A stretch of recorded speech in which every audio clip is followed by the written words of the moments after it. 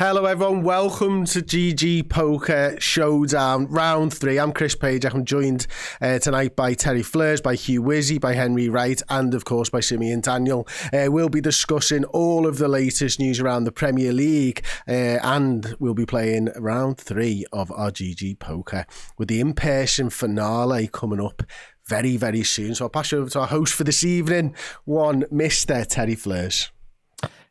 Evening, ladies and gentlemen. Hope we're all well and good and healthy. I need a good night tonight, though, because I'm currently bottom of the leaderboard, and that's all I've really thought about all week is where I'm going to end up in the league, because I feel a bit like Man United at the moment, the worst ever, the worst player. So, yes, tune in, buckle in, a bit of football chat, but more importantly, watching me take these gentlemen down in poker. But aside from that, how are we all, boys? Everyone well and good? Healthy? Very well, very healthy. And looking forward to tonight. We've got a big game in store. Yes. Yeah, I'm second at the moment, just behind Chris. I'm coming for that first position. I'm coming for it. Oh, I'm third. It's Hugh that's first. Oh God! Oh yeah, you are. Although I think I should. Whoever's first, I'm coming for it. I should be joint second though. I'm going to keep highlighting this because me and Henry went out on the same hand in week 1. I was given 1 point and Henry was given 3 points. I think those should have been shared equally. Those 4 points. So I should be on 12 points. Just saying. You both should get 0 first out. That's 0. I think VAR disagrees with that. Do you know what that is, though, Chris? That reminds me of when Liverpool came second on 99 points and wanted the trophy. Come on now. That's not how it works. Do you know what I mean? You had the worst hand. You had the worst hand. You had to go out. Yeah, we never got 99 points that season. Whatever, how many points it was, 97, 98, whatever it was. Yeah, it was 97. But we didn't ask for a trophy. We didn't ask for a trophy. No, I heard the phone-in shows. I heard people ringing in. We should have a trophy. We know. Not you men at Red Men, but a lot of Liverpool fans did. No. That was great. That was great. No, fake Liverpool fans, mate. Man United fans dressed up as Liverpool fans for the radio. That's the way you know that happens. That's what you guys always say. Whenever a Liverpool fan says something embarrassing, go, that's an Everton fan, that's definitely an Everton fan. So I'll get out of jail free card for the idiots. No, but yeah, all of our fan bases have. I heard a City fan phone in to TalkSport the other day and rage about how Pep's lost the dressing room, how he's ruining the players. There's nothing wrong with the players, it's all Pep. And then they said, would you get rid of Pep? He went, no, you can't sack Pep. Didn't even make sense. It didn't even make sense. But there we go. TalkSport callers. He might be unsackable, Pep, to be fair. How can you want to sack a manager who's won 4 in the row titles? It's not possible. Well, he's allowed a year off, isn't he? Especially with Roger. But they look like they're signing a whole bunch of players anyway. I'm expecting them to sign more as well. Maybe a midfielder soon. So they could be back. I think they are going to be back. It's so annoying that though, isn't it? Winning leagues or just competing? I mean, I don't see why they can't win leagues. Yeah, I don't see why not. You still think they can win the Premier League? Maybe not this year, but they can definitely do better than people are thinking. They're a side that are capable of putting together a run of 10, 15 wins in a row. And, you know, I'm expecting Champions League, maybe even, I don't know, third, second. It wouldn't surprise me. What about the Champions League? What is the gap between Liverpool and Arsenal right now compared 6 points. to Arsenal and City? I've no idea. I think we were 15 ahead of City. You're 12 with a game in hand, I think. Yeah. 12 with the game, 12 ahead with the game in hand. Yeah. Yeah, I mean, I'm hoping we finish ahead of them then, but, you know, strange to think. What about City to win the Champions League? They're definitely capable of that. Why not? No, I think Arsenal are more capable than City this season of winning the Champions League, in my opinion. If results go against them and they don't for whatever beat Club Brugge, they're out. Yeah, they're struggling. They're struggling to stay in it. Yeah, even if Bruges just win, they're out, aren't they? Yeah, if City lose, they're out. City have got to win. City have got to win. They can't draw or defeat. The thing is, they can put a run together. I used to think that. Watching them against PSG, look, PSG are not very good. They looked good in that game, but that was because of City. They had a few good results against Salford City. They had a good result against Ipswich. But even when they beat Leicester had 4 or 5 golden chances to score. I think West Ham should have been 2 or 3-0 up against them. It's like they played Chelsea this weekend, and honestly, as long as Chelsea convert some chances, I think they might score 3 or 4 past them like Spurs did. This City team, I think, just mentally is checked out. and they've got no. It's the third time in like 2 months they've had a 2-0 lead and not won the game. And if 3-0 lead against Feyenoord thrown away, 2-0 against Brentford, threw it away, 2-0 up against Paris Saint-Germain, lost 4-2. They are awful, and like their fans were praising the signings this week until that PSG game. And all I'm seeing from City fans everywhere now is we've spent all this money, but there's no midfielder. The midfielder's getting run through. What we're doing, I worry again. I don't worry about City. I hope they lose, but I think Chelsea could absolutely rip them to shreds this weekend. I really do. The thing for me is, yeah, they definitely need that. But I think back to when we lost about 6 home games on the bounce, didn't we, a couple of years ago after going unbeaten at home for like 3 years. And a journalist, her name's Emma Sanders, said to me at the time, she's like, it takes absolutely ages to convince teams that they're beaten before they step on the field. But once you've been beaten and once you've proved that you'll lose a 2-goal lead, it's so difficult to get that back because it just takes a year, 2 years again. And that's what City, they've lost that mystique that they can't be beaten. They've lost that mystique now that once they're ahead, they'll win the game and they'll steamroll the teams. And everybody just believes that they're going to get something out of the game. And I think you're seeing teams play them in a different way this season. And the start of that comes down to the belief that they can actually win the game. I agree with that, but I feel like that was definitely happening for a good 6 weeks. But I've seen in recent weeks, I know they're still losing their leads and stuff, but they're definitely a bit more of an attacking force. De Bruyne's getting back into form. Foden's definitely coming back into form now. I think Savio is starting to find his feet in that front line. Haaland's starting to score goals again. When you add into that Marmoush, you add into that Kuzanov, the centre-back, I think they're going to sign another midfielder. I don't know this, I can't remember his name, but he's going to add legs into that midfield as well. I think that form will start to turn, and I think it already is starting to turn already. And I think they definitely need legs in that midfield. That's what's costing them at the moment. But I think once all that starts to gel, which might take a couple of weeks, but once it happens, I think they're going to be a serious team again. I really believe that. Tim, do you think they can get top 4? Yeah, for sure. For sure they can get top 4. I don't think they will get top 4. I don't think they're as good as Arsenal, Forest, or Liverpool. And I think Newcastle, for me right now, I'd back them because of the Isak, because of Gordon. If the worst thing for Manchester City in terms of their league form would be to stay in the Champions League. I think that I know people have been ripping Arsenal to shreds for getting knocked out of the FA Cup. And I know it's poor to lose to Man United, but at least they've got just 2 they've got to focus on now. Liverpool are still in 4 competitions. And the amount of injuries that are happening this season, imagine if Salah goes down at the weekend. Imagine. No, let's not imagine. I don't like to imagine that type of stuff. That's not like something you'd imagine. That's your worst nightmare. Do you know what I mean? I mean, we've never had backups for him. Can I ask a question about Liverpool to you guys? Do you think Liverpool need to sign a left back or a player to win the Premier League this season? Yes, 100%. I don't know how you pronounce his name. Go and get that fullback from Bournemouth. That is it Kyrgios? Milos Kyrgios. He's perfect. Robertson's 30 years of age. You can bring him in. You can learn from Robertson. If Robertson gets injured, I don't trust Tsimikas enough. And I just think with results in the last month or so where you have slipped up a couple of times, you haven't lost too many games, but it's the draws. And if Arsenal, for whatever reason, if they get a Cunha or a Sesko over the line, I think the hunt will be on. And if you get an injury to that back line, obviously Van Dijk's the glue. But I'm looking around going, is Trent's head in at Madrid? Konate, fitness issues. Gomez, and then Kwanzaa. I think that left-back position, if you bring someone else in of his standard at Bournemouth, I mean, the Newcastle game, it was absolutely phenomenal. That goal at the end as well, it's brilliant. Great goal. Strike. I don't know what he's going to be available for, imagine 30, 40 mil. But you just need someone else to only bring in Federico Chiesa, because I'm not going to count Mamadashvili because he's not even there yet, but to only bring in Chiesa, and even him, there's links to him back to Napoli to replace, as I call him, Cravadonna, because I can't pronounce his name either. Kvaratskhelia. Yeah, him. I just think it'd be criminal. If you won the league, though, with only signing Federico Chiesa, fair play to Slot and those players. By all means, it's not a terrible squad, but you need to strengthen. Not a terrible 100%. squad. What are we talking about?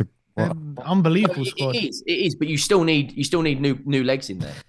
There's a lot of players in that team that are over. You've got Van Dijk's over 30, Alisson's over 30, Salah's over 30. You know that I don't know about that. I I personally think think they maybe need you're to. giving him a bit too much credit. I think we've gone overboard. I hate to say it, but I think we're going overboard with the slot thing here because the performances have been unbelievable. Yes, the results have been fantastic, but let's not pretend like the squad is unbelievable. Mm-hmm. Like, yes, you got one key piece that you're saying needs replacing, but honestly, that's surely the job of the coach to impress us, to get you over the line with that one piece that you thought needed improving. Or are we just buying what's the difference then between it being like, you know, a generically called like oil situation or whatever we're calling it? Yeah, no, I agree. I think that all football fans, including Liverpool supporters, I think we underestimated this Liverpool team because of how last season went under Or how it Jurgen. ended. It only ended badly, really. But it did. But then I think and we all do this. Hindsight's lucrative, isn't it? We saw when Klopp announced he was leaving, he spoke about how tired he was and how he sort of lost a bit of oomph. And that was why that Liverpool team wasn't as good the last year or so. Mm-hmm. And you've seen a new manager go in with new ideas, slightly new ideas. I think he said it himself, Slot. They haven't reinvented the wheel, some subtle changes and a new voice. A change is as good as a rest.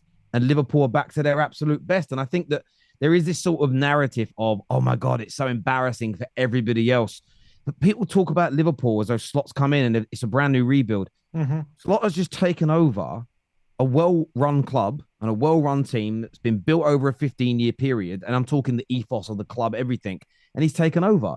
It's like this idea that when Pep leaves and somebody else new comes in, yes, it's a hard job because of the expectations. But as long as they bring in a very competent, very good, high-quality coach, it's that City are not just going to fall off the edge of a cliff. And that's why those clubs have structured themselves in a way where they're not built upon the image of a manager like Clough and Forest, Man United and Fergie, Arsenal and Wenger. That's I the thing.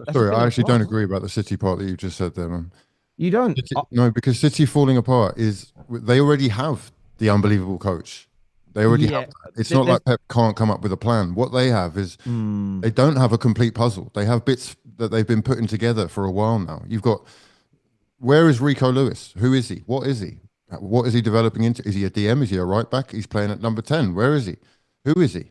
What he's doing is filling in wherever possible, and they need a reset, a complete reset. That is for sure. The midfield, look, it's just not City. The City that we've come to know. It's slow, it's tired. It doesn't actually have the composure or consistency that Rodri brings. Yeah, they've got a complete shifting in shape, in personnel. And with Liverpool, you've got people who are, yes, there's a couple of bits. I guess Gravenberch being the main part, he's shifted him. But apart from that, you've got people that are solidified. You've got Real Madrid want Trent. You've got Konate, who starts for France. You've got Van Dijk, who's arguably the top 3 defenders we've ever seen in the country. You've got Alisson, who's probably the best keeper in the world. Like, that's a good start. And then up top, we've got options galore. Like, this is a wealth of options. You're bringing people off the bench who start for every other team in the league. But a year ago, the point is, at the end of Klopp, no, people wouldn't have been that confident as you are now about this squad. And I look at City and think, we're not really going to get a preseason this year, but with 2 or 3 good additions, I don't think they're suddenly going to be this team that falls off. They've had a terrible year this year, which has happened to a number of champions. It's been awful. And I think it's been a couple of things. A few players have aged out. There's been some poor recruitment, which has been quite rare for them.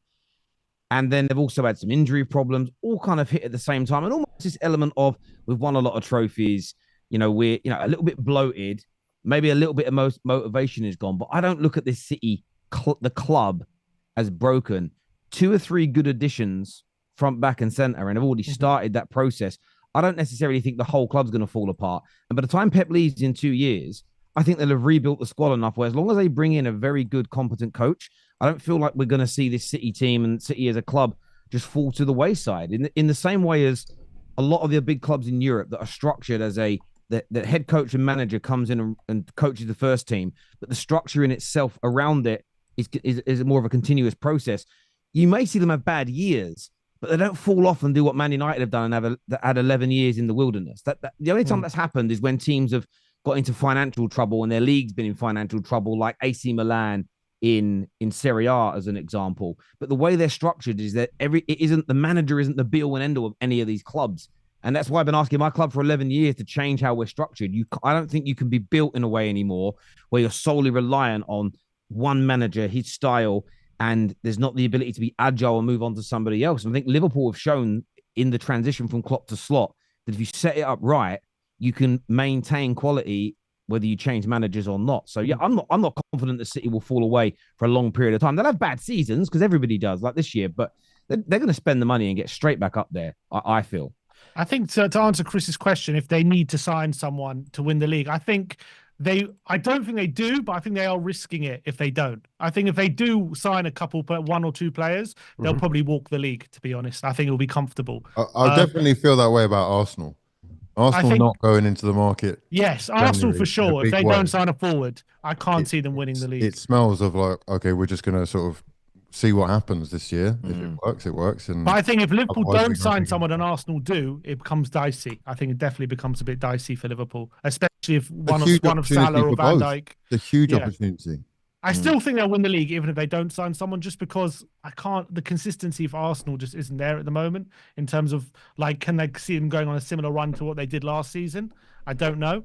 But I think from Liverpool's point of view, I would look to dip into the market if I can and get an addition, because I think that would just like proof you for the second half of the season. Make sure you can get over that line fairly comfortably instead of leaving out the chance. I feel a bit. I think that's it, isn't it? I think there's holes in every squad. You could improve probably all the squads in the Premier League. The big thing for me is I don't know whether Liverpool will sign someone like a Kirkes in January. It doesn't seem like when you've got 2 left backs already, they'd go and sign a third one when you probably need maybe a centre half or something because they're closer to the side. I think the other thing is, I take your point, Tim, about risking it. I probably agree with that as well, actually. But you can also say that like how many signings would increase your points per game to a point if you're Arsenal where you actually do catch Liverpool. And that's the situation they're talking about with the striker. It's like, look, find us another striker who is potentially gettable, who is going to get more goals than the guys we're getting already. It's not as easy as it sounds. Yeah. Unless you get Gyökeres for 65, whatever his release clause is, if you could just do that. I don't know if that's the right decision. They've just been, by the way, I want to say a big shout out to everyone watching. Please get like buttons hit and share. We're now playing round 3 of the GG Poker Showdown. If you want to play the biggest online poker firm out there, if you want to get involved, if you want to get it downloaded, the link's in all of our descriptions. You can get it done right now. Over £25 million is actually being given away in prizes over the course of this next year for GG Poker as well. So get yourself signed up. You've got to be over the age of 18, but go and check it out.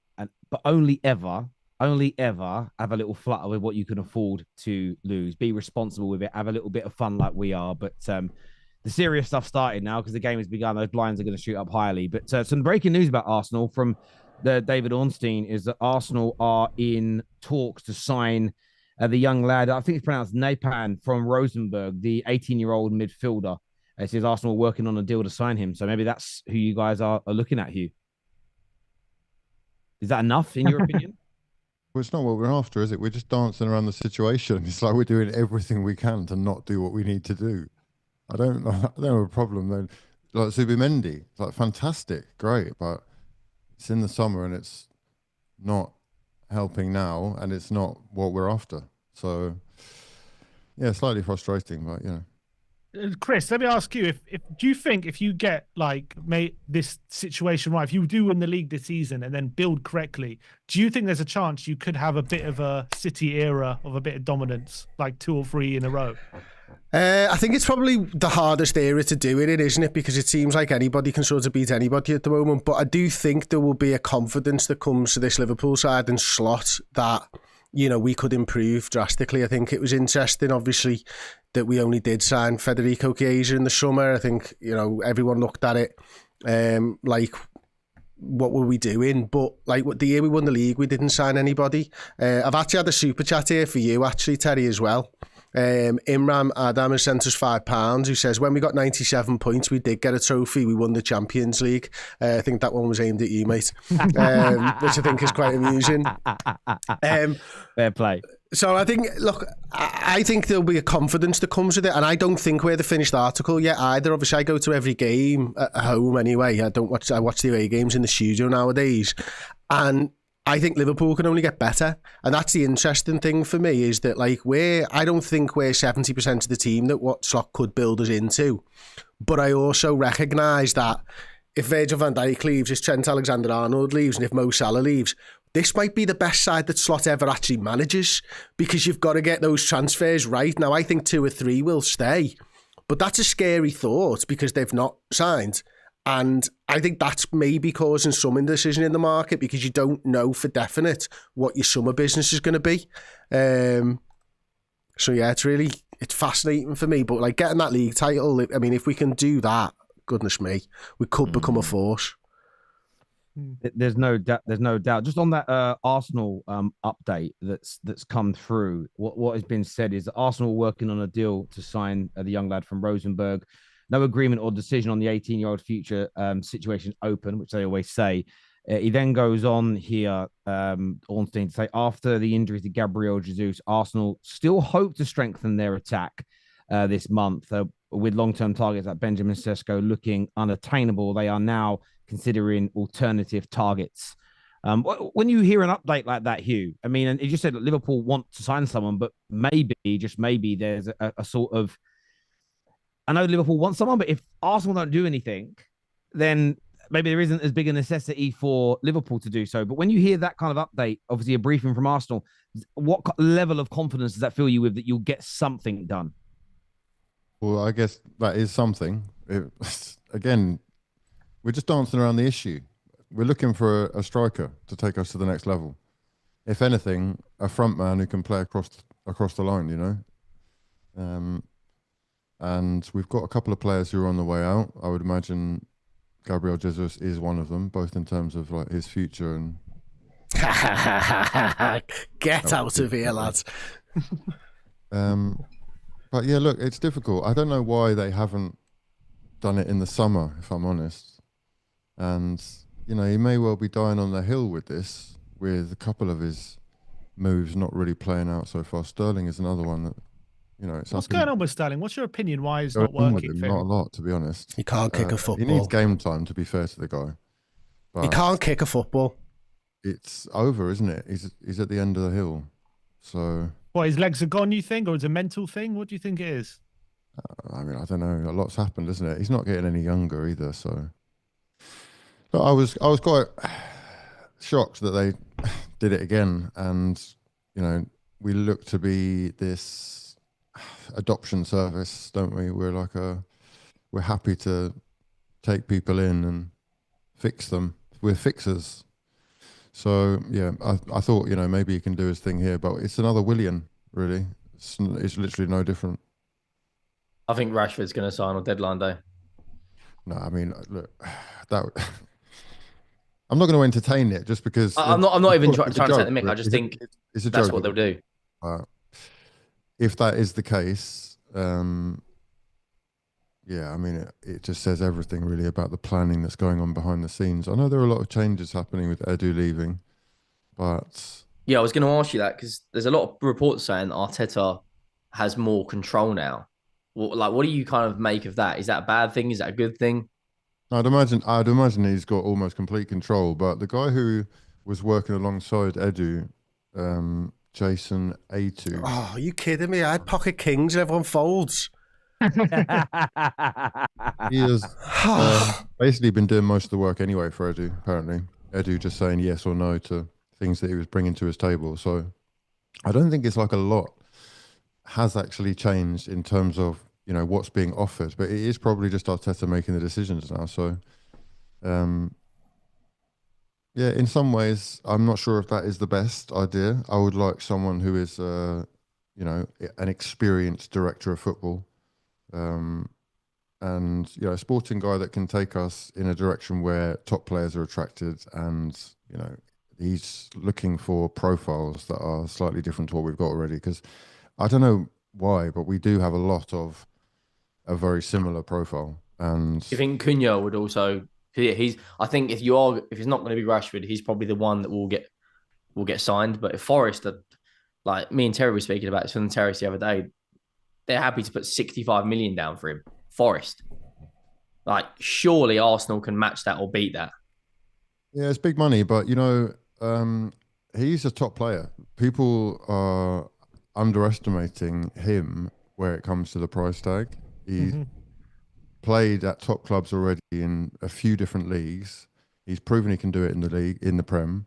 And, he had, I guess, aspirations of the move to Wolves becoming something slightly different. I was told that he was going to be surrounded by new signings who are going to take Wolves to competing for Europe. And obviously that isn't the case. So he's bemused, and the situation with the manager looks like there is an opening there, is a potential opening there. So the thing is with Arsenal, are they willing to basically use money in this deal or in any deal really in January, which is going to take away from big things that they're planning on doing in the summer? At least that is the excuse that we're hearing.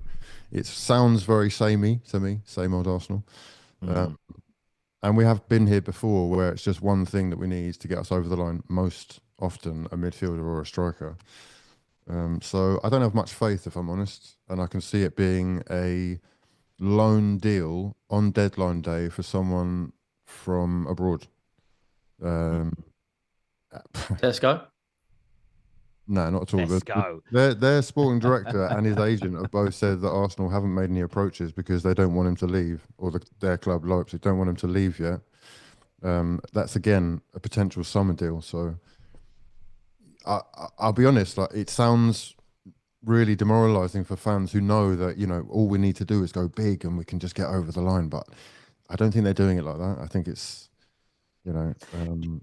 it's Have Arsenal had any with problems? the financial stuff in mind. Sorry, Hugh. Have Arsenal had any problems with PSR or anything? This is the thing. Technically, no. We are, as far as I'm aware, or would be able to spend 150 million without going over.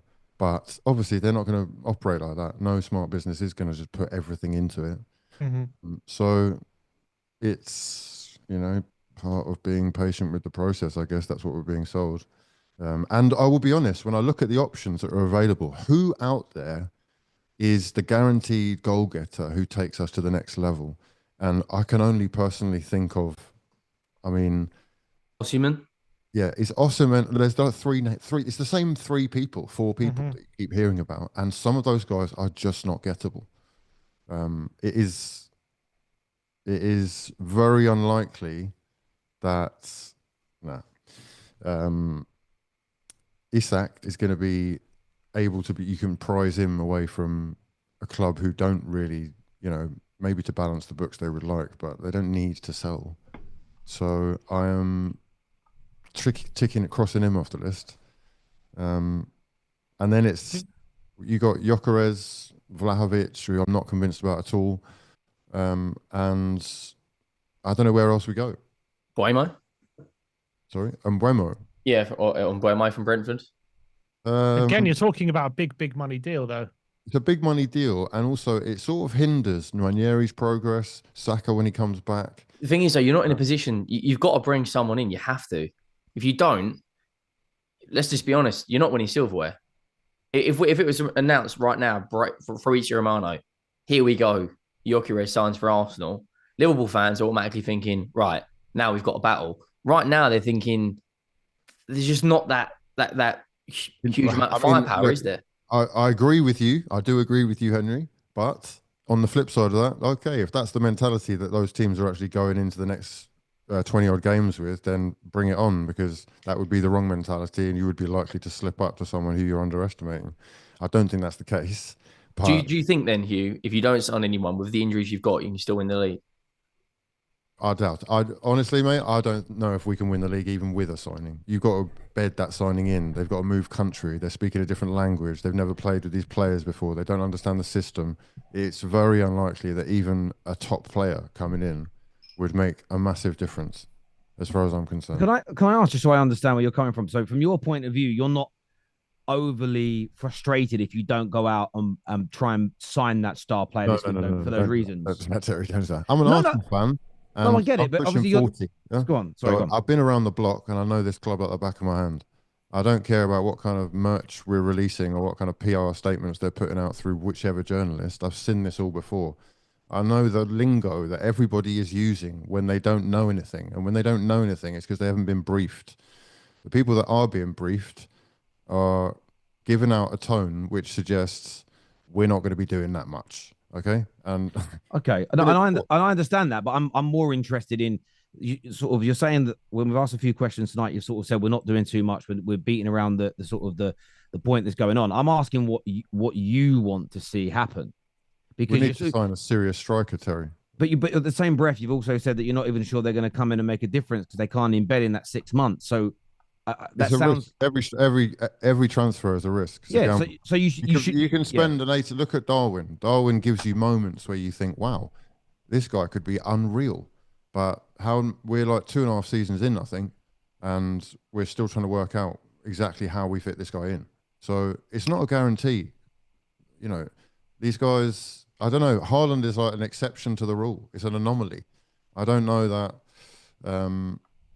Say we were to even in a dream world, my dream scenario, we were just to pop Isak from that black and white shirt into a red and white one. Yeah. Mm. Does he end up winning us the league? I don't know. And I think that's a fair take to have. I'm just trying to understand your view on it, which seems very balanced. And I'm just trying to understand where you stand because you speak to one Guna, I've spoken to loads on my channel in the last however many months. Some are we have to buy someone no matter what, go and get it done. And there are others at the other end saying, no, I don't want to rush it. It should be the number one target only. And if it's only available in the summer, we should wait. And I'm just interested to know what, if you could wave a magic wand, would you take the risk or would you rather wait into the summer so they could be embedded into a new country, a new system within a pre-season? What do you think is the best thing for Arsenal to do? In terms of winning a trophy and short-term vision and what I want as a fan, because I'm so sick of waiting, yeah, go and sign a big player, please. I'm sick of and tired of like talking about transfers and them not materialising, for sure, especially strikers. In terms of a business, I think it's probably better planning to do things properly. Don't rush into a deal that, you're not even 100% about. Right? How do we fit a player who isn't the profile that we're looking for in after people start coming back from injury? That's the point, Q. I think that's a brilliant point, mate. I really do, man. I think the well-run clubs, and I count Arsenal as one of them, don't fucking panic. And people will maybe look at this and say, oh, you haven't got the balls for the fight, or your aspirations aren't high enough. But well-run clubs don't panic, you know what I mean? And you see clubs who are struggling who go out and try and fix things. Like if Arsenal end up signing 2 or 3 players in a panic mode, that squad's just bloated, and then everybody's unhappy, and then all this happens, and then it's all flushed down the toilet for what? For potential short-term gain. And the thing is, I'm here for the short-term gain. I'm literally like, come on, we're more than 2 decades in for this title. The wait it's becoming painful, but I get it, because what they're trying to do, even though I do think that they've made a few mistakes, that happens. Like every transfer is a risk. Along the way, we made a couple of errors, few errors. Sometimes I wonder if they've got the right person in charge of doing this. Then how much do you hold Arteta accountable if you don't sign someone and you end up not winning anything? Because a lot of fans have been saying if you don't win anything in this season, he's got to go because it's been too long, or be his 5th year or something without winning something. So a lot of people, that's their opinion. Like, is that a fair opinion, even if you base off you don't sign anyone? Because he's still got good players there, right? I guess it depends on whether you think that the boards are fully backing him. And I know that there's a sort of conversation to be had about that on either side. I reckon he's had a lot of money in terms of what Arsenal managers have historically been given, but actually in comparison with the rest of the league, I don't know that we're doing anything different, anything that would really set us apart. especially with the money that's coming into the Prem now. So I actually say we're going to see what the board are made of and what they think of him, really, in this window and next. He says the right things in a lot of the... Oh. Good. Quality there, Sim. Quality there, Sim. That was quality. He says a lot of the right things in press conferences right now. Some of the things which remind me of how Wenger used to speak. Basically begging the board in public, saying, other teams have options off the bench that he just hasn't. And, I think he knows now that he has to say the right things as well to appease fans slightly, because, it's undeniable. We're creating still a lot of chances. It's just... He was getting a bit tetchy in his presses today. He was, wasn't he? He was getting a bit tetchy, asked about whether he thinks they need players and stuff. And the journalist saying, "You don't agree that you're desperate for players, right?" And he was saying, "I don't agree. What do you mean I don't agree? Where did you get that opinion from?" And he was saying, "Yeah, you don't agree. You've got a good team, right?" He's like, "I never said I don't agree." He was like, then he was like, "Well, do you agree?" He's like, "We need players." That's what he was saying. He was just getting a bit tetchy with the guy there. I thought that was quite interesting. I wonder if it's he's not happy with I'm sure he's not happy with the situation, just like probably Ange isn't happy with the situation. Yeah, at the same time though, I will. There's been a few managers today. I think Silva at Fulham, Man United's manager as well, all frustrated at some of the questions. And what's his name? Amorim come out today and was like, "I want to talk about the game ahead. Can we stop asking questions over and over and over and over and over and over again about players coming in and players going out?" I've answered those on other days. And I think there is an element where managers do get frustrated because it's the same questions over and over again with, I've just asked you a question on the show to try and understand his full position so I understand it. I've asked it. He's given an answer. I'll leave it now. Well, imagine if every time Hugh came on, I asked him the same question about the same topic again, and eventually he's going to snap and say, "Shut the fuck up, Terry." and that'd be fair play, because it must get absolutely infuriating being asked, and they can't talk about it anyway. There's rules against speaking about other teams' players and everything else. So yeah, I don't think it's so much frustration with the situation. I think it's the continual head pecking about the same questions that they're not even allowed to bloody answer, if that makes sense. But aside from Arsenal, Chelsea are on the brink of agreeing a deal, according to a lot of the reports, for Man United's Alejandro Garnacho. Chris, what do you make of that? Because Chelsea fans seem to be fuming about this. Garnacho to Chelsea. Yeah. It seems this is where the problems with PSR are, aren't they? I think it comes down to, like, Manchester United should be able to keep hold of players that they've brought through. I think he's a good prospect, but I don't think he's the finished product yet. And Chelsea have got loads of good prospects in and around their squad and stuff. Like, it would seem mad that Man United and Chelsea do a deal for Garnacho. If we weren't in the PSR world, this deal does not happen. So read into that what you will, like. Yeah, I understand that. There's rumours of Nkunku Garnacho going the other way, and I think that would just be a horrific deal if Chelsea were to agree to that. Why would you let go of Nkunku to get someone like Garnacho? And when you've got wingers there like Neto, you've got Madueke, who are much better than someone like Garnacho and Nkunku. Players of his quality don't come around too often. I think they're not even making the best use of him at the moment. I think he's a quality player, and if United were to get hold of him, that would be a brilliant signing for them, and it would really be perfect for Amorim. And that would be, I think, United, because Garnacho doesn't really fit in with what United are trying to do under Amorim, in my opinion. Because I think the best place for Garnacho under Amorim would be a wing back, because I don't think he's good enough to play in those 10 positions. It's a bit too central for him, so he needs that space out wide. And I don't know if he's got the defensive nous to kind of be a wing back, so that would be the best position for him. And I think Nkunku would just be absolutely perfect there. But for Chelsea, letting go of someone like Nkunku for Garnacho, I don't see that being a good deal for them. I don't see how they're getting commensurate quality there. Well, will you take Nkunku, wouldn't you, Terry? I'm a bit concerned about his injury record, in the sense of, he's had I know he's not been out injured this season, but he's not playing in a lot of the sort of overly and highly competitive games. I'm going to go in for this. Probably going to knock. Oh, hello. Oh, one sec. Hey, you're right. I got it. Oh, I got it. I got Yeah, it. you I got it. There we go. Yeah, I was wondering, I needed that as I was gone. Was I that an needed ace that. high? I was I wondering if it was an needed ace that. high. I needed that. I've been waiting for a good hand for about 2 weeks on this bloody game. Thank you, GG. Thank you. I First feel one like I've it had. seems to be saying that a lot over the last 2 weeks. I needed that. I Well, really in needed that. fairness, when I've been dealt what I think's bad hands, I folded, and then my cards have come out. Whenever I've had what looks like a good hand, a good base hand, I've gone, oh, nothing's happened.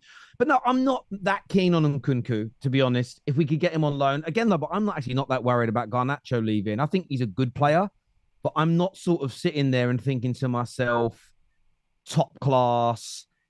It's the end of the world if he goes. I also understand Man United's financial situation, and it's something that needs to be fixed, and it's been ignored. I was talking to a few of the financial experts about this. It's not even as simple as the billionaires paying the debt off, because if you pay the debt off, essentially all the profit you can then make from that is deductible under PSR and FFP rules. So it all has to be paid off by the income of the football club. I'm still trying to clarify a few things on that, and it's weird. Suddenly the financial experts are not answering the questions, which I find to be very, very strange indeed. But yeah, I'm not against it. It's more about who you bring in as a replacement. I think a lot of United fans are panicking about it.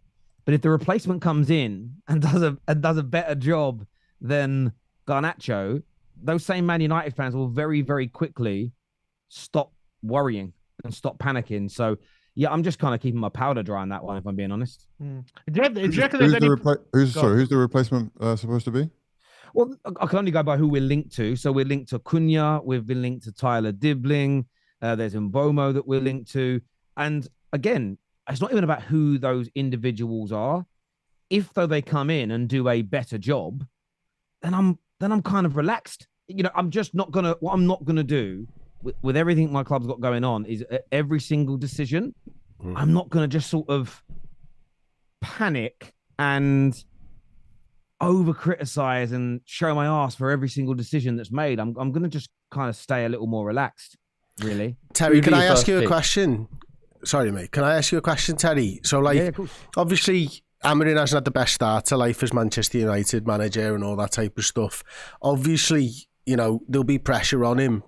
Do you think Manchester United are in it with Amorim for the long term, regardless of results this season? They've said they are. So I'm going to take the new regime and the new people in charge at their word at this point. And this is the thing, we're not really going to know until 2 or 3 years down the line. And I've not been happy, as I've said on other shows, about every single decision that's been made by the new ownership. However, at the same time, I'm just not going to panic about everything. I think it's one of the analogy I gave yesterday is it's like going into Homebase and buying some seeds to grow a lemon tree. And essentially every day staring at the pot of dirt after you've planted the seed and screaming that there's no lemons yet. And I think that Man United fans, there are things to criticize, absolutely. But in terms of, are they in this for the long haul? Will they build a brilliant footballing team? Because I said it a few weeks ago and I stand by it. Regardless of good, bad, or indifferent decisions the owners are making, we all know 90% of the fans, if we're winning trophies, will no longer care or talk about the bad things they have or haven't done. It will all be about that we're winning. The problem is we just don't know what we don't know. And I find it really hard to invest negative energy every day, panicking about whether or not it's going to work. I think we just need to give it a little bit of time. And it doesn't mean I agree with every single decision, but I just feel there's a lot of over-analyzing sort of every single step of the way, if that makes sense. So yeah. It's almost like I've said before, if we get rid of Garnacho and we bring in Cunha and he's amazing and he's scoring goals and we're looking brilliant, no one's going to care. Like, no one's really going to care at Man United if we improve as a football team. And yeah, so from my perspective, I'm kind of relaxed about it, if I'm being honest. Because my concern for United, it's not really a concern, is that, like, if they've moved to this three at the back system, your hope, you get it. But like, if they've moved to this three at the back system and they think that Amorim's the one, that changes their long-term planning. It changes the transfers. It's a big pivot from a four at the back.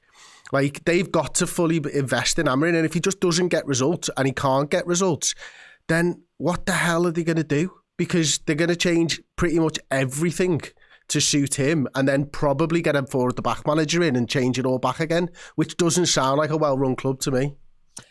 Yeah, I mean, again, I've heard a lot of people talk about that. I'm not particularly, for 300, I might as well go in on this. Oh, thank you. Again, you look at the sort of profiles. The only player so far that we're looking like we're going to get is young Patrick Dogu, who can play as a wing back. He can play as a fullback. He can play as a right-sided attacker. So 30 million euros has been so we're probably going to end up paying around 30 million euros for him, 30 35 million euros, which, I mean, look, it's City that get a lot of praise are just about spent about 30 million on a player just as young who hasn't even played in Europe yet. So again, I think it's a going rate price. But when you look at him positionally and where he plays in positions where he could quite considerably play in a different manager's system, you would think positionally.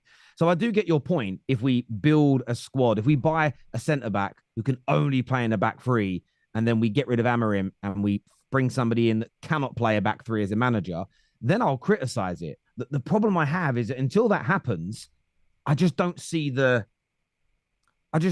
we could apply that logic to a lot of teams and a lot of clubs. Well, what if Liverpool have just spent £100 million on a player? What if under the next manager, that guy's not suited? Mate, I wish Liverpool had spent £100 million on a player. But you get my point. We could apply that logic to most clubs. Yeah, but Manchester United have just done it with the sporting director. The one that they chased for months and months, sat him on gardening leave. You are looking at something that has just happened.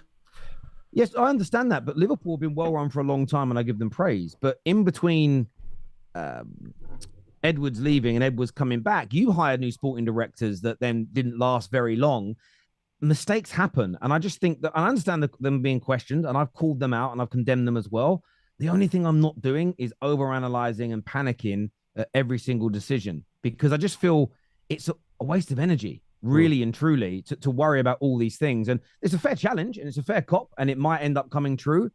But I think because we're at the beginning of a very long and difficult process of fixing a club, and I did tweet about this yesterday. I've been calling a lot of this stuff out for years, the financial black holes, the direction we're going in, all the things the Glazers are doing. And most of the time I was told, don't blame the Glazers, they spend loads of money. Don't blame the Glazers, they don't pick the team. So now that we're seeing almost the problems they created laid bare, everybody suddenly wants to talk about my ownership and the direction that we're going in. And I'll be honest, and I don't even want to sound rude, I'm at a point where if you weren't interested in talking about the owners of Man United for the last 19 years, and I'm not talking about you lot on this show, I'm talking about the people in my community on the terrace, I've said to them, I'm not that interested in talking to you guys about it now, because you told me to shut the fuck up for the best part of 8 years when I was trying to speak about these problems. So I just find it a little bit convenient that suddenly everybody cares about how we're operating and how we're run. I find it to be very performative, to say the least. Do you think there's a bit of Amorim that's kind of regretting this mid-season move now, because he's in press conferences saying we're the worst Man United side, like that in recent years. He's reportedly punching TV screens in the dressing room. He was at a Sporting side doing well in the Champions League. They've beaten Man City 4-1. They're looking to qualify. They're looking to challenge for another league title. They're probably going to win the league again. And now he's coming to this shit show where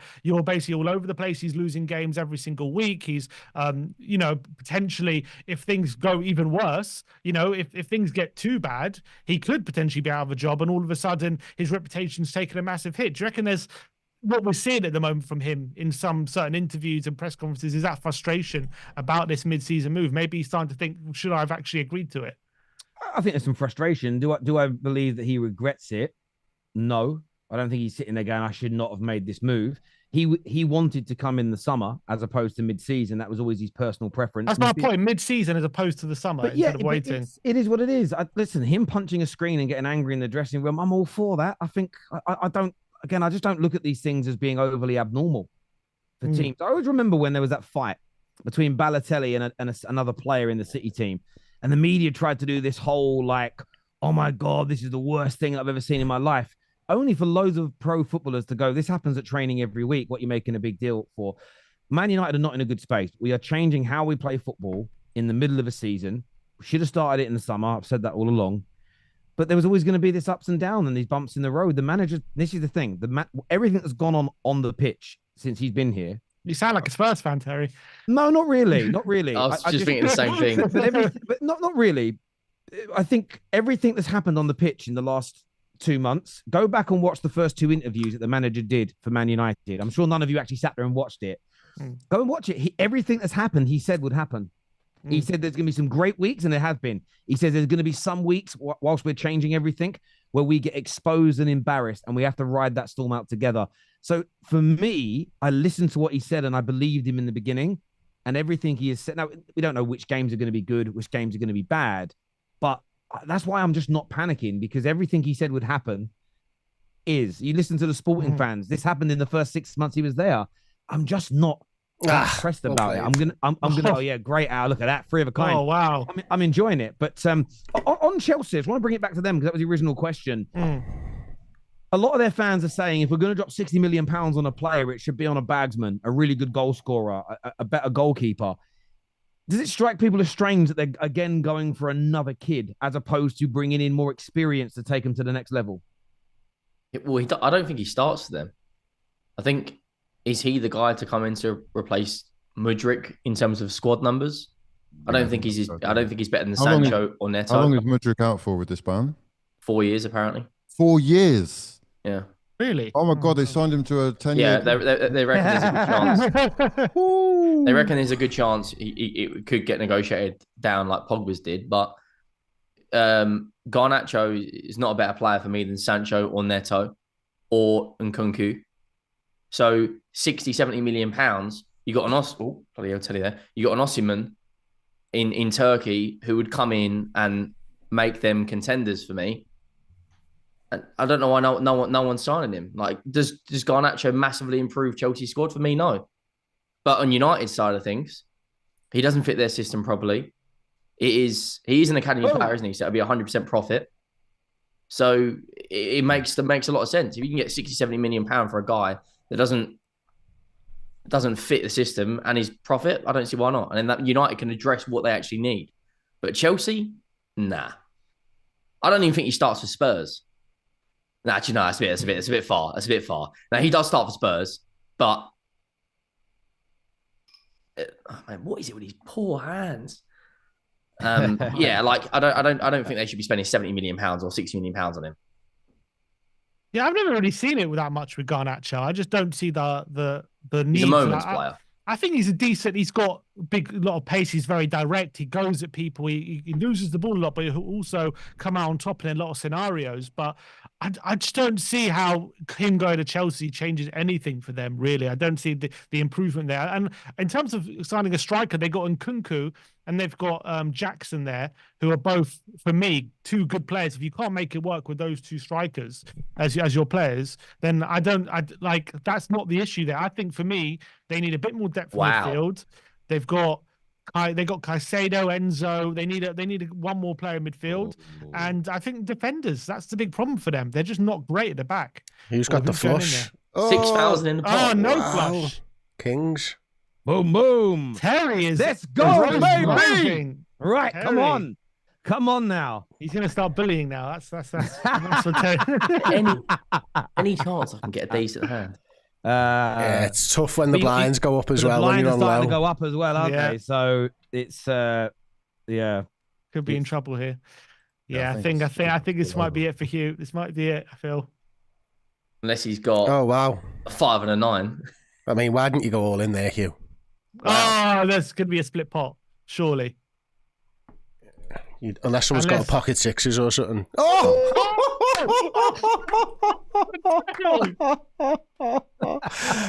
Bye-bye. I got to take you out. I got to take you out this week. I had to take him out this week. God, the pockets. I've actually, in fairness, I've had 4 or 5 blinders in a row, to be fair. Jeez, he's absolutely rocketing up. Wow, that was crazy. Hey, how have we got like nearly an hour into this stream and not spoken, by the way, about how Tottenham Hotspur have been? We got to win. There's nothing to talk about. We got to win 3 points. Come on, people. We've the taste of victory is sweet. Especially when absence makes the heart grow fonder, and the taste of victory. Come on, Tim. It was lovely. It was Lovely. a painful second half to Away watch. from home, come on, 3 points in a European game, never easy.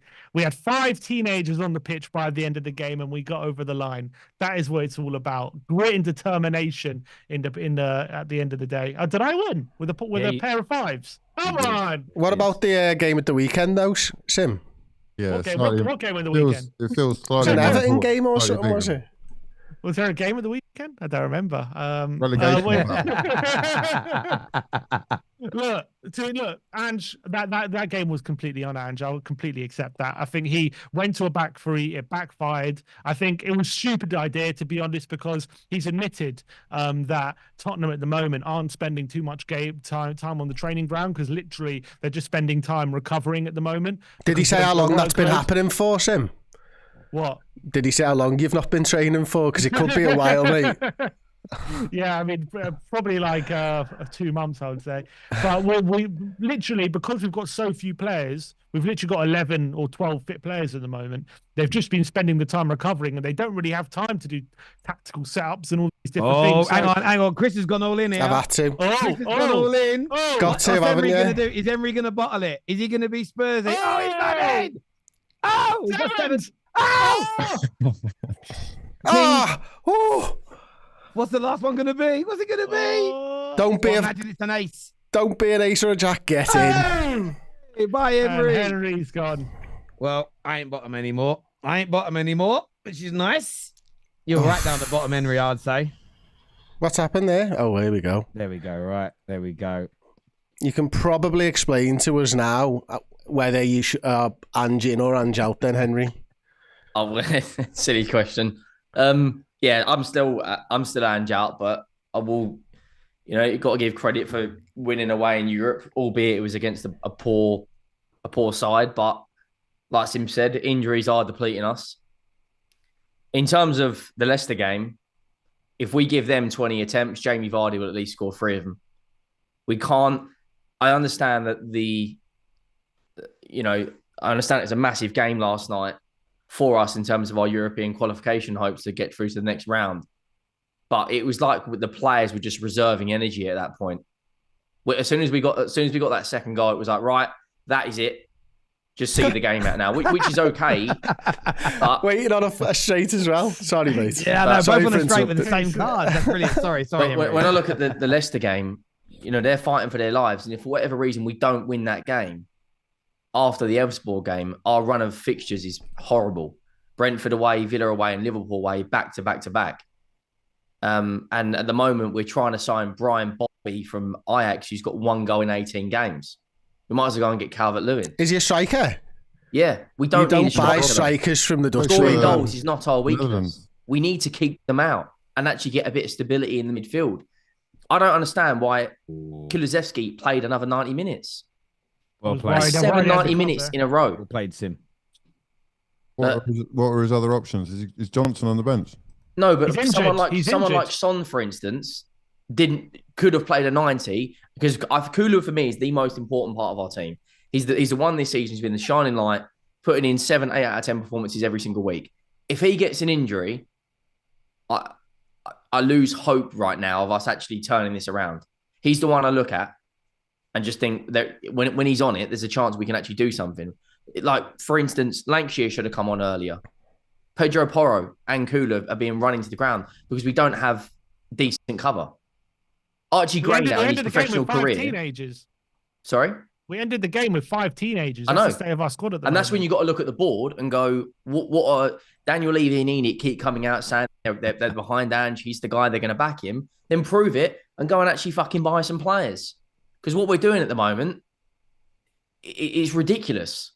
I agree. It's a disgrace. This window has been a disgrace. We've known since the beginning of December that this injury crisis wasn't going to let up probably until the beginning of March time, and we haven't started basically looking at players or signing players. We should have done this right at the beginning of the window. We shouldn't be waiting to the end, because let's be honest. If we only wait to the end of the window, the damage could already be done. for our season. We could be out of all the cups. We could literally be mired in a relegation battle if we don't get any players through the door. And they knew this from the beginning of December. And that is, I think, a disgrace on the board and the club's part, because this isn't something that's crept up on them. This is something that we knew was going to happen. That we knew that was the situation, and we've allowed it to persist. Sim, do you not think? Sorry to cut you off. Do you not think the amount of injuries we are getting is a little bit? Something's clearly going wrong with our medical department. Like, well, I said this last week, and when you throw in the extra injuries we've got now, Solanke being out for longer than we thought, we've had more injuries since the start of last season than any team in the Premier League. And the injury when they're first actually getting quote unquote injured, when the news finally comes out, they're out for stupid time. Romero should have been back at the beginning of the month. There now reports coming out that he's not back till mid-February. Van der Ven's in training, won't be fit until mid-February. But when Alistair Gold first dropped the news, it was only supposed to be a couple of weeks. What the fuck are our medical team doing? Like, what is going on there? Yeah, I completely agree. I think the big problem with our season with injuries is that players are getting re-injured. So Romero, Van der Ven, Odegaard, Ben Davis, who else came back? There's, I think, another one as well. About 5 of our players have come back from injury. Richarlison, that was it. So 5 of our players have got injured, been out for like a few weeks, come back, and then within one game, got immediately re-injured. And for me, I think that has to be down to the medical team. How the medical team allowing these players to come back onto the pitch and calling them fit, and then within one game then getting injured again and getting injured for long periods. And that's why Tottenham have restructured the medical team in the last few weeks. They've got a new head of medical. They've got a new conditioning head of conditioning as well. They've decided that's who they've held accountability for, and they've decided that that's going to be the decision they've taken. And I think that's the right decision, because when you've got players coming back from injury and they're immediately going down, that means you haven't done the right things when, in my opinion, when you're kind of preparing them for a return or when you're getting them to recover from injury. And for me, that has to be on the medical team. They have to take responsibility for that. And I know Conte, I know Mourinho, they all complained about the medical team. They were all had big... They had all big reservations about the medical team. I think that's well documented, and I think they have to take responsibility for this for the shit show that we're in. And Sim, do you think we'll beat Leicester? Do I think we'll beat Leicester? Because bearing in mind, it's going to be the same team that played last night. We'll then have to play another full 90 against Leicester. I think we'll scrape it. I think Leicester, I know we're awful, but they've lost 7 in a row and they're getting battered every week. So I've just got a feeling it'll be like a 2-1. We'll just about scrape over the line. But that's the situation we're in. We've got to take any point we can. We just can't get dragged into any sort of talk about relegation or anything like that. We have to just avoid that situation at all costs. So I think we will just about get the win over the line on... Do any of you, like, open it up to the panel? Do you guys think we can beat Leicester? Yeah. Leicester are worse than you. Come on now. Do you not think they'll be coming in? I think we'll get past, like Sim said, scrape past, but do you not think they'll be coming to our ground with their towels up thinking, hang on, this lot are on their knees. They've got their injury crisis. Yeah, but they're on their knees. Yeah, exactly. But it gives them hope, thinking we can get something here. I know. I didn't. I can see a draw. I can see Leicester will be licking their lips. Yeah, struggling right now, and you probably take a draw. It's going to be probably not as sort of high tempo a game as we're used to, if only because they have played so recently. But yeah, I can see a world in which Leicester do win. I think Tottenham are really in the mud. It's not mud, it's quicksand, and they're struggling right now. There's a hand poking out the top. But if we lose to Leicester. Well, you said that last time. You said that, when we were doing this stream 2 weeks ago, you said if we lose to Everton, the proverbial is going to hit the fan, and I'm done. But Hugh, the scoreline doesn't look bad in hindsight. Losing 3-2, that's us to a T. We've been battered against Galatasaray, but only lost 3-2. We were outplayed by Chelsea, but only lost by 1 goal. And I think a lot of these scorelines, if it was a 3-0, the media be gunning on Ange right now. But I don't see any heat at all. I don't see anyone right now. Everyone's here. What do you mean no heat? You're every night streaming. Yeah, only it's. I'm not. I seem to be. I'm not out here trying to be, the one to say I told you so. But You're going to say I told you so. I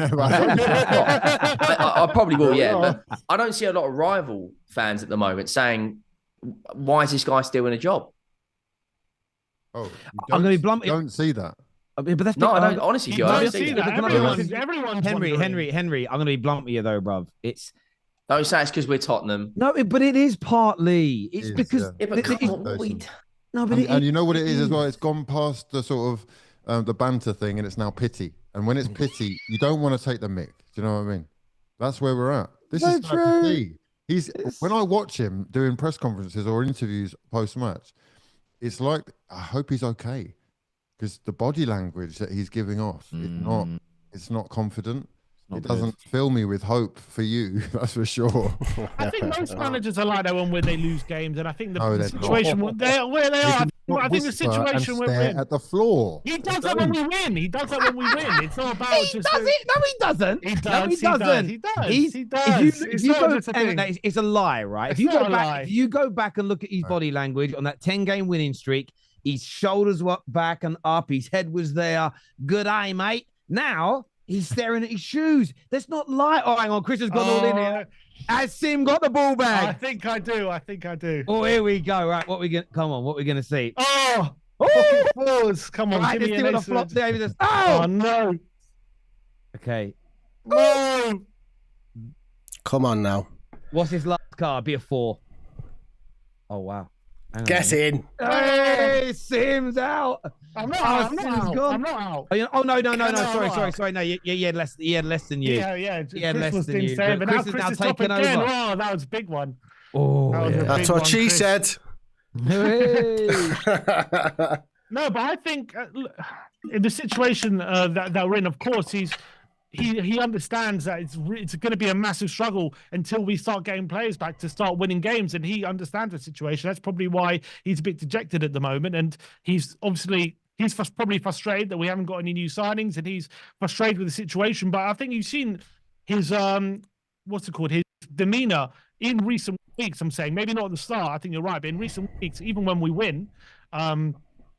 One sec. I am gonna... Mate, these blinds are getting high now. I needed to win that last one. Oh, he's gone in. Oh, hello. Come on, Terry. Come on. Come to join the party, Terry. Let's go in. No way. Let's go in. Let you two battle that one out. Oh, right. Okay. Oh, it's the same one. Oh! Look at that. Wow. Look at that. Nothing. You've won. It doesn't matter as a 5 because I got them 3 kings, baby. Wow. Love it, mate. Love it. Wow. That's See Man you United, later, Tottenham Sim. right there. That's the heritage. That's the real heritage. Wow. Right there. That was a tasty couple of hands there. What a Honestly, blooming heck. I went from top to out in 2 hands. Oh. Yeah, man. That's Spursy for you. That is Spursy. That is very, very Spursy. But I think Ange, I think he generally does believe that once we can get these players back, we can start to turn things around. But I think most managers with this kind of strain on their squad, it's going to take its toll, especially when it's been happening for 2 months. It's not like it's been happening for a few games. This situation hasn't let up. And even this week, we've lost another 2 players. We lost Sarr, we lost Basuma. It's continuously happening. And I genuinely believe that when we're in full flight and we're at our best, and not even at our best, we have players to choose from, we can be a very hard team to play against, and we can blow teams away, and we can potentially do something in the cups. But at this point, after the Everton game, I did start to question, is he going to make it there? Is he going to even make it to when we start getting our players back? Because at the moment, that seems too far away for him, and he's going to keep losing games week in, week out, and we are getting perilously close to that relegation zone, and we can't be dragged out into a relegation battle. So I understand that. I do, which is why it was important yesterday we got a win, and we have to win on Sunday just to stop that kind of talk from happening and allow him just to get to that stage where we get the players back. But at the moment, it's like the problem what I see is, if I'm giving a poker analogy, like, he's so aggressive with the way he plays. It's like he's got a 7-2 in his hand and he's going all in every hand, and he's kind of like and obviously he's losing, but he just needs some pocket aces. He needs an ace king he needs that strong hand that he can use. But at the moment, he's got a bad hand, but he's playing it horribly as well, and I acknowledge that.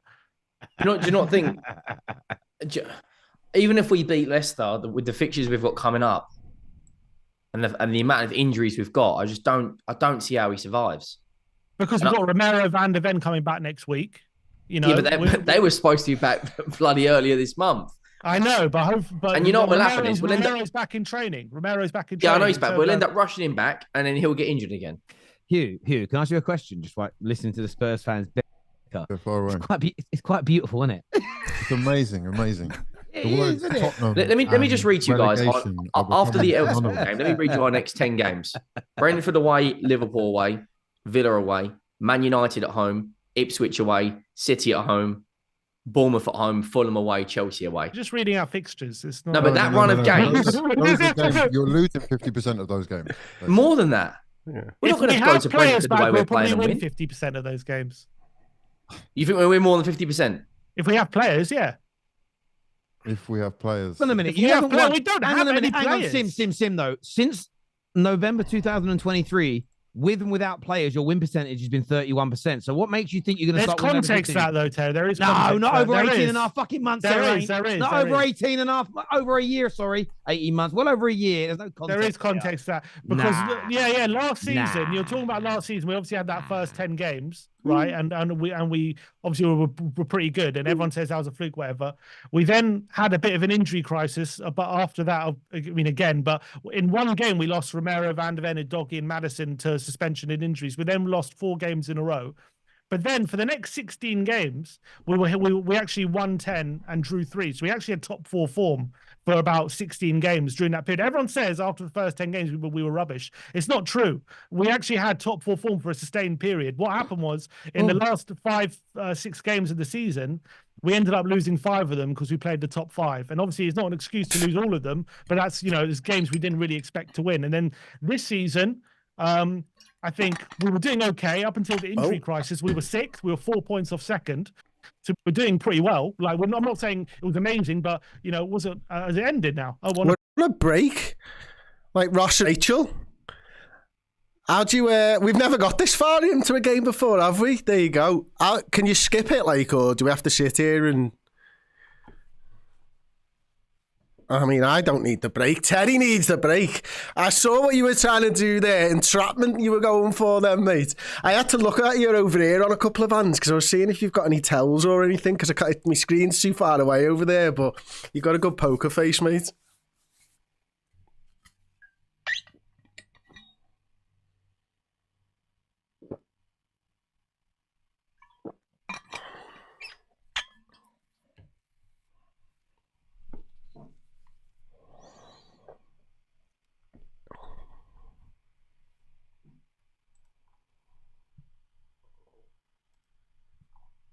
Okay, Sim, so let me ask you a question. What percentage of blame would you put on Ange Postecoglou since November for us being in the position we're in now? So let's say you put 50% of it down to the injuries. Is the other 50% down to Ange?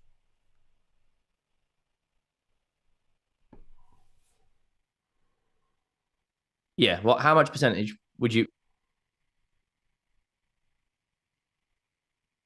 30%. 30%. Have you ever seen a team get this?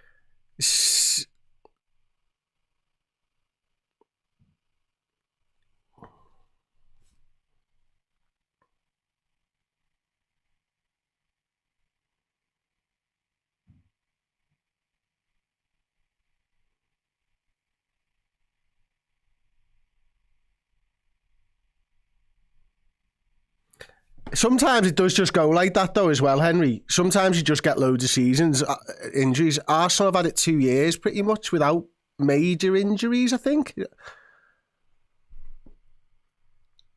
Yeah, we didn't have a backline. We didn't have a backline a few years ago, mate, and we ended up playing Henderson there and Fabinho, and then he just went, you know what, this is stupid. I'm going to play a young Reece Williams and a Nat Phillips, and shockingly enough, the centre-backs were actually better.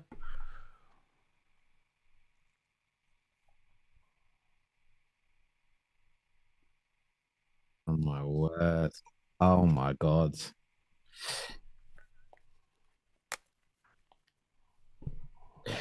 %31%, mate. 31%.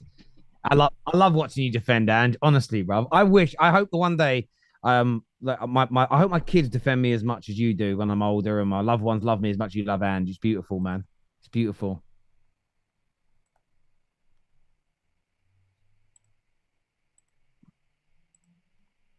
I have a super chat here.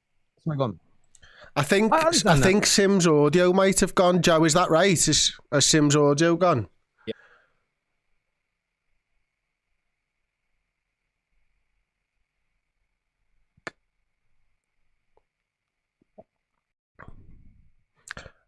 I think you might have to. Sorry, Terry. I think you might have to just leave and come back in.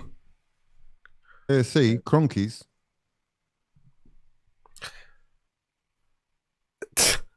Yeah, that'll do it. I don't know whether I think he's just got to do it from another computer, to be honest with you. Get back to your super chat if you want, mate.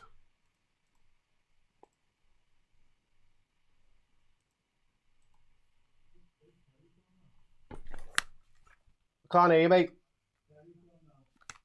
Terry's audio's gone as well. Yeah, I don't know why, mate. Do you want to leave and come back in? Yeah, we've got about 45 seconds here as well. Henry, can you just count to 5 for me?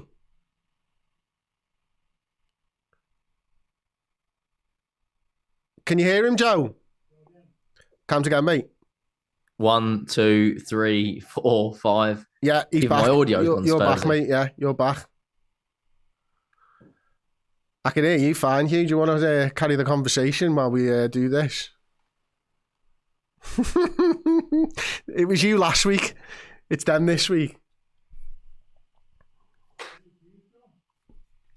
What? Hugh's just gone now. Hugh, you need to leave and come back in. Your audio's gone now. Yeah? Right, bloody hell. Leave the Zoom room and come back in. Is that better? Can you hear him? Hello? Hello? Okay. Yeah. Just hang on one sec. Oh my goodness. Can you hear me? Okay, so we've got everyone now. Okay, we haven't got Hugh and Terry on. How's the poker stream gone, Spursy? Just. Joe, do you need him to leave? You need to leave, mate, but carry on playing the poker.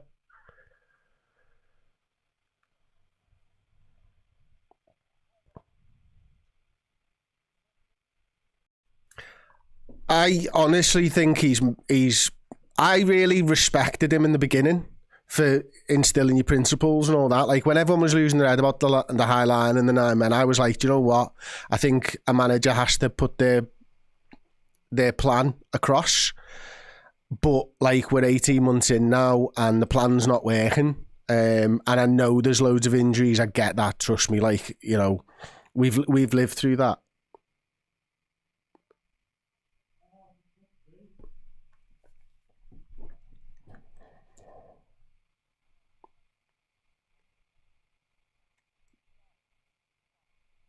I'm not 100% sure, to be honest. I think it was just his style, despite the injuries, if I can remember, which I'm struggling a little because of all the audio issues we've got going on, to be honest, to hold the conversation at the same time.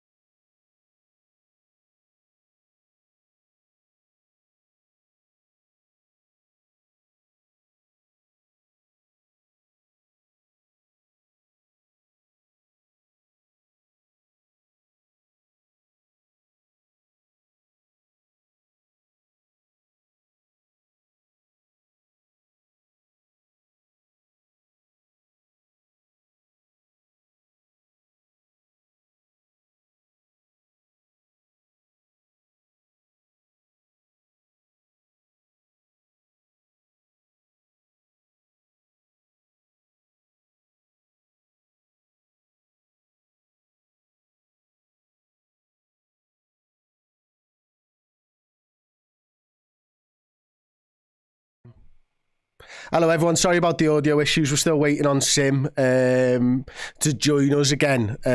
So, yeah, it'll be an interesting one. Hopefully the audio does sort of stay with us. Me and Terry have continued to play poker. It's continued to be fun, and we'll join the conversation up where we were last time, whereas I think we were talking about Tottenham Hotspur. Yeah, we were talking about, Hugh was saying that I was delusional. And I don't see at the moment how wanting a manager out as 15th is delusional, where he was talking about Sim.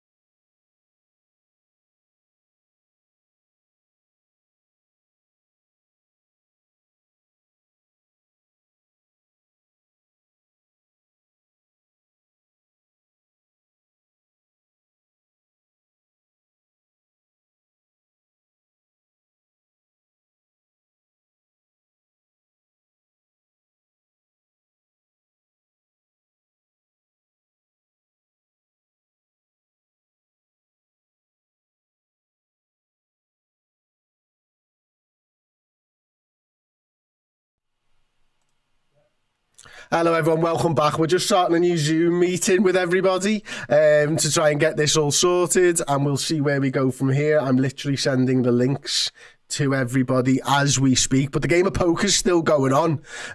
Me and Terry are in a massive battle here, to be honest with you, which has been mental while all this is going on as well. So it's been crazy. So massive apologies to everyone for the problems that we've had so far. Hopefully with the new Zoom meeting, we'll be able to continue the game in such a way that you guys can hear everybody and all their opinions and everything else. So I think that's probably right now the most important thing, that we get this game done and dusted. We don't want you to miss the end of this in any way, shape or form. We want to just carry on. But as you can see there, me and Terry are in an epic battle. There's like 6 high on the table, so there's a run on the go here. Probably a 7 or a 2 would be good out now, but I can't imagine that Terry went in with a 7 or 2. So it's likely that the straight is there. Which means it's probably likely to be a split pot at this point. Am I right in saying that? Oh, Terry, are you suggesting you've got a 7, my friend?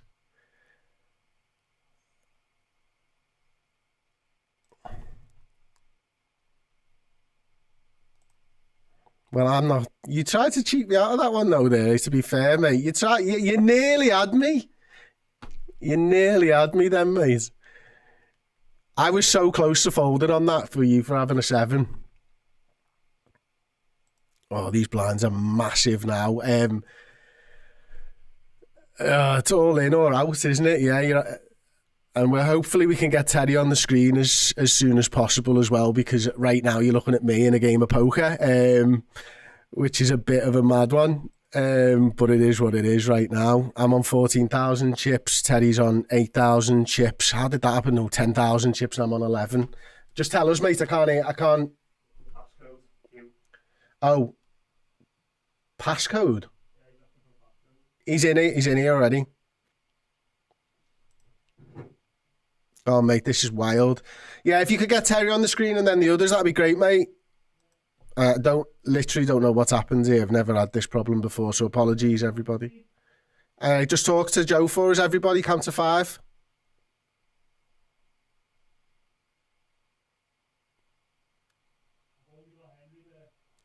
Yeah, we still haven't got you, Terry. Have you got is the right mic attached to the Zoom?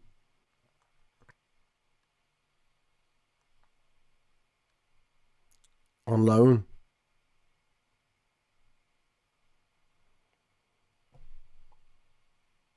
I don't know what on earth is going on here, to be honest with you. It's absolutely ridiculous.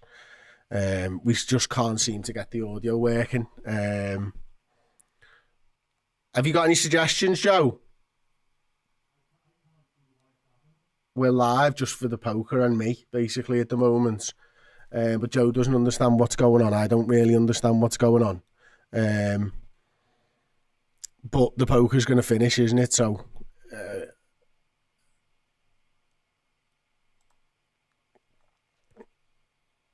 No, the stream can only hear me. Have you got Hugh talking? No, it's just me and Henry, apparently. Oh, wow. Oh, no! No! Your viewers got to see it because we're live.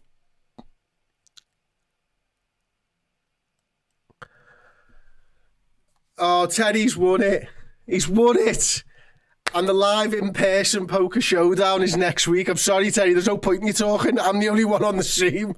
So I've kind of just got to go with it, mate. The live in-person poker showdown, we will be recording it this Monday. Thank you so much for joining us. I'm so sorry about the audio issues that we were getting throughout the night. It was a terrible end to what has been 3 fantastic evenings. I'm guessing at this point it might put me top of the leaderboard. We'll keep an eye on our socials. We'll let you know tomorrow morning, of course. But yeah, big thank you to Hugh Wizzy, to the Football Terrace for hosting, Henry Wright TV. We are Tottenham TV as well. If you're on Red Men, check out their channels. If you're on their channels, check out our channels. The conversation has been absolutely fantastic. Go and check out GG Poker. It is the world's biggest online poker room.